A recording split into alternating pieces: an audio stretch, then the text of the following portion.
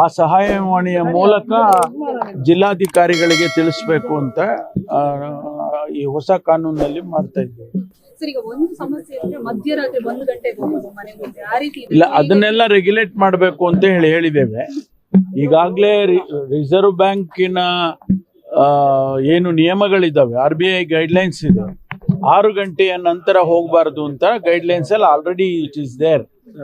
ಅದನ್ನು ಈಗ ಯಾರಾದ್ರೂ ಹೋದ್ರೆ ಅದನ್ನ ಕಂಪ್ಲೇಂಟ್ ಕೊಟ್ರೆ ಅವ್ರ ಮೇಲೆ ಕ್ರಮ ತಗೊಳ್ತೀವಿ.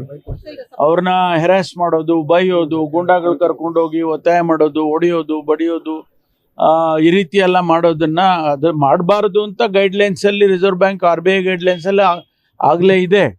ಅದನ್ನ ಏನಾದ್ರೂ ಅವರು ಮಾಡಿದ್ದೆ ಆದ್ರೆ ಮುಂದೆ ಅವ್ರ ಮೇಲೆ ಕ್ರಮ ತಗೊಳ್ತೀವಿ. ಅದನ್ನ ಸಹಾಯವಾಣಿ ಮೂಲಕ ಅವರು ತಿಳಿಸ್ಬೇಕು ಅಂತೇಳಿ ಈಗ ತೀರ್ಮಾನ ಮಾಡಿದ್ದೇವೆ. ಸಾರಿ, ವಿಂಗ್ ಅಂತ ಏನಿಲ್ಲ, ಡೆಪ್ಯೂಟಿ ಕಮಿಷನರ್ಗಳಿಗೆ ಅಥರೈಸ್ ಮಾಡ್ತಾರೆ. DC ಅವರಿಗೆ ಕಂಪ್ಲೇಂಟ್ ಕೊಟ್ರೆ ಅಥವಾ ಸಹಾಯವಾಣಿ ಮೂಲಕ ಅವರಿಗೆ ತಿಳಿಸಿದ್ರೆ ಅಷ್ಟು ಸಾಕು, ಅವ್ರ ಮೇಲೆ ನಾವು ಕ್ರಮ ತಗೊಳ್ತೀವಿ.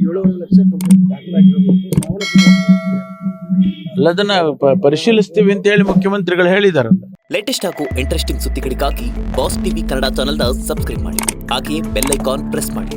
ಇದರ ಜೊತೆಗೆ ಫೇಸ್ಬುಕ್, ಇನ್ಸ್ಟಾಗ್ರಾಮ್, ಎಕ್ಸ್ ನಲ್ಲೂ ಮಿಸ್ ಮಾಡದೆ ಫಾಲೋ ಮಾಡಿ.